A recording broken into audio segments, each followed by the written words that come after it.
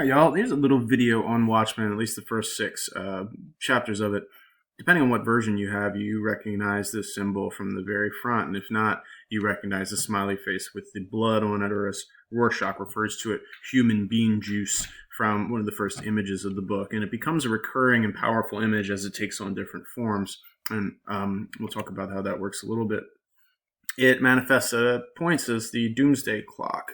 So the Doomsday Clock, if you're not aware, is a metaphorical clock that shows our proximity to nuclear catastrophe. So it is very upbeat. It's a real thing that nuclear scientists came up with. And you can see an image of it actually in chapter 4, I believe, in the Watchmaker chapter. There is an image of the front of Time magazine that showed this kind of metaphorical image in our real world. So the book itself, if you look at this opening image, the way that the blood kind of moves across the left side of that face is reminiscent of being kind of close to midnight. If you think about the face as a clock, if this is midnight, then according to this, they're 10 p.m. or something, not that far from midnight. And this little chart here tells you about where we are now, really close to midnight. In comparison to 1991, things like that, and the things that accelerate what scientists think our closeness to Armageddon is. So nice upbeat stuff, right?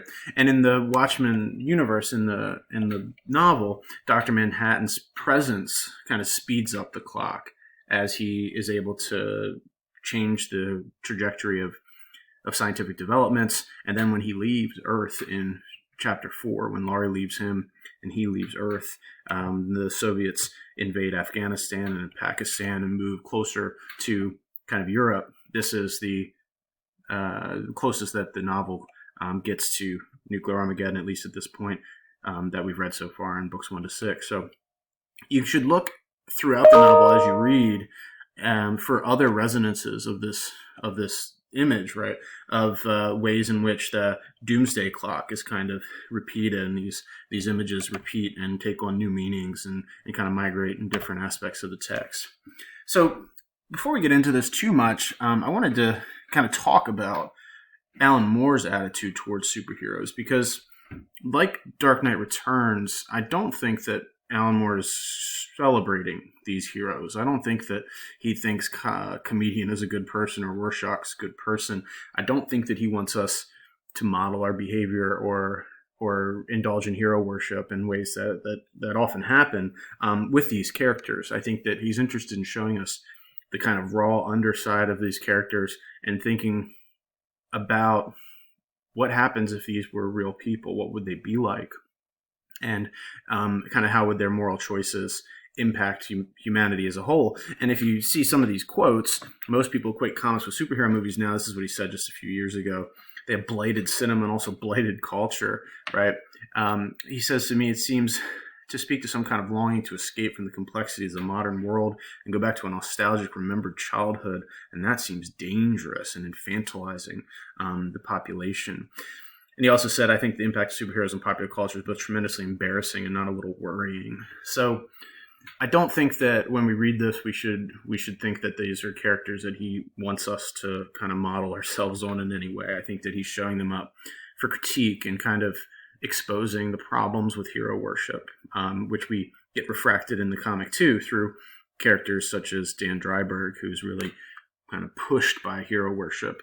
But you'll see that in chapter 7, which you'll read next week.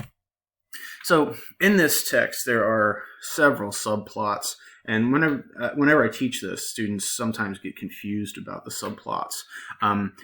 They are, in my mind, something like the talking heads of Dark Knight Returns in that they provide commentary on the main action of the novel. So the Black Freighter storyline, for example, that we get, you can see it over here on the right, that as Bernie, this is a news vendor, his name's Bernie, and the young man here who is reading the Black Freighter, the narrative of the Black Freighter comes to comment pretty explicitly on what's happening within the world of Watchmen, right? This is a guy who has been shipwrecked. He's trying to get back to humanity, he's back to his family and feeling shipwrecked. He's alone. He's making all of these really hard decisions to stay alive and to try to get back to his family.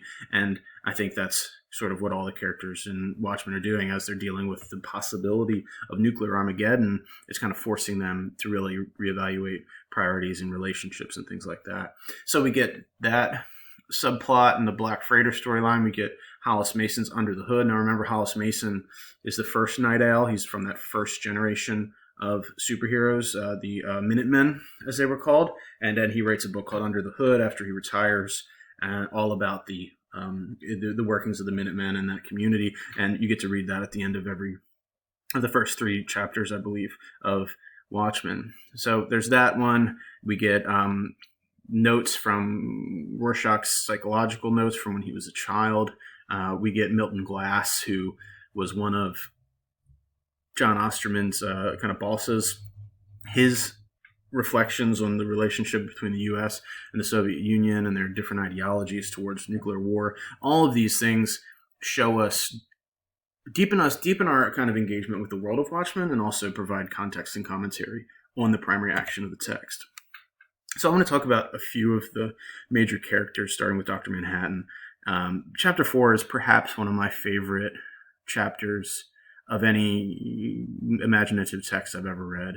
I think it's brilliant. I think that the way that the Watchmen film, the Zack Snyder film, does it is also brilliant. So I'd encourage you to go to YouTube or whatever and look that up. Watch how they do it. I think he captures the feeling of that chapter really well. So this particular chapter, called The Watchmaker, comes, I think, as a response to a teleological argument that was popular in the 80s about creationism, and that took on different kind of terrain, different but similar trajectory in the Bush administration, if I'm remembering correctly, with the kind of widespread push for what they call intelligent design. So a teleological argument is basically that it's kind of cause and effect in a certain way. A telos is an end in Greek. It's kind of moving from one point to another point. And the argument is that if the world is as complex as it is, if humans are as complex as they are, then that couldn't have happened by chance. It had to have a maker. And it was a common kind of analogy to make the analogy with a watchmaker and a watch, that the complexity of a watch is such that it could not happen without a watchmaker. And through that kind of analogical reasoning, it would stand to reason, too, that the world and humans could not exist in their complex state without a maker who had made them that way. And I think Moore and Gibbons are really kind of playing with that idea in this chapter. And, when Dr. Manhattan says here, perhaps the world is not made, perhaps nothing is made, perhaps it simply has been, will always be there, a clock without a craftsman. Dr. Manhattan also says that he doesn't believe in God, and he says if there is one, that he's not like him, right? So I think that when we see Dr. Manhattan leave Earth and go to Mars and make his own kind of palace there, he's creating his own kind of world because he's unhappy with Earth, but also because he doesn't necessarily believe that analogy. He doesn't necessarily believe that something as complex necessarily has to have a maker, although, of course, he's not making life here. He's making a kind of glass palace. So we might see this chapter as kind of reflecting and engaging on conversations about religion and things like that.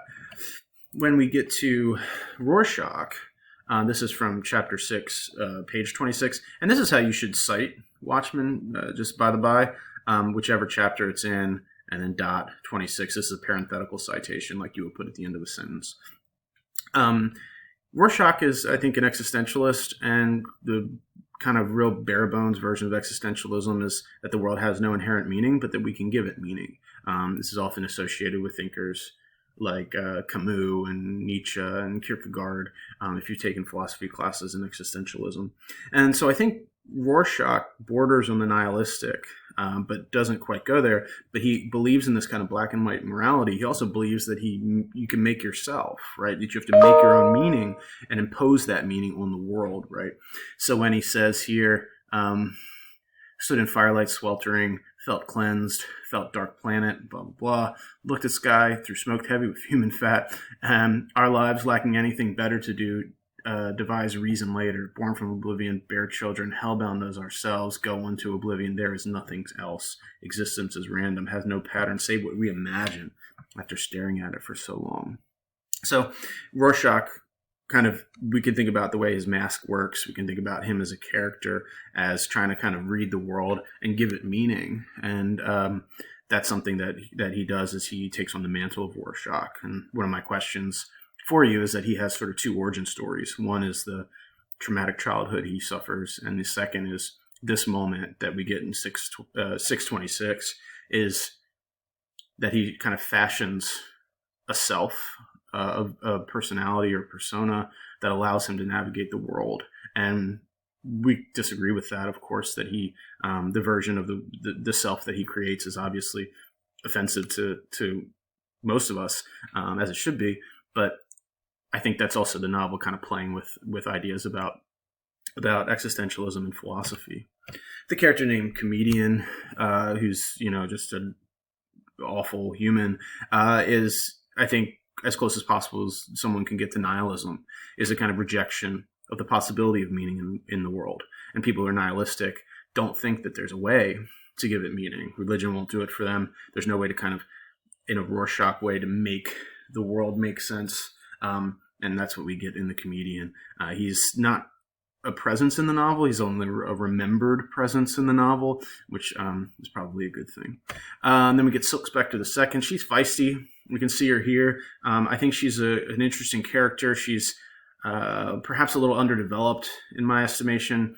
The novel really only shows her in relationship to men. So she is with John Osterman for a while, and then by the time we get to the end of book 6, she's starting to spend more time with Dan Dryberg.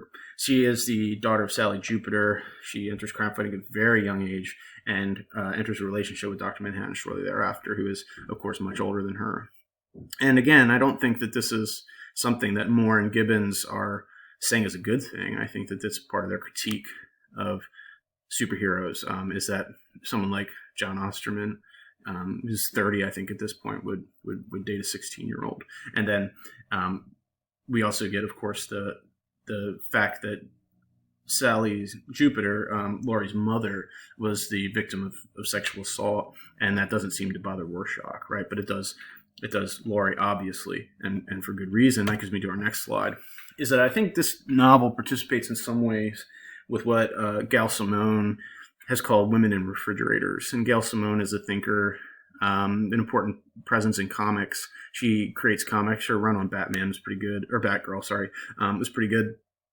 So she noticed this trope with that women are consistently injured, raped, killed, or depowered in order to facilitate growth in male characters. And she calls it Women in Refrigerators after Green Lantern 54, which is 1994, where Kyle Rayner, who we see over here, comes home and finds this note and says there's a surprise for you in the fridge, and it's his dead girlfriend, Alexandra DeWitt, is in the fridge. And then we can see him kind of in anguish, and that motivates the rest of the story.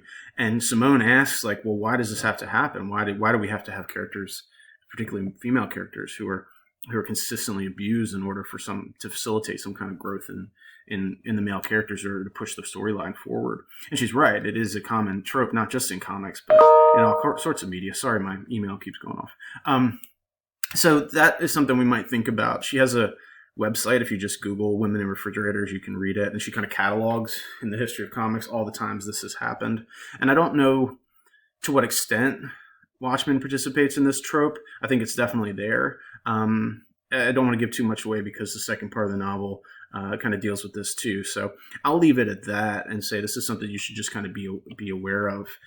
Here's just all the questions. You can see them on Blackboard as well. But if you have other questions that you want to chase down, if you have other ideas about Watchmen that you want to run through, just email me. We'll talk about it and make it happen. All right, y'all. We'll enjoy this text.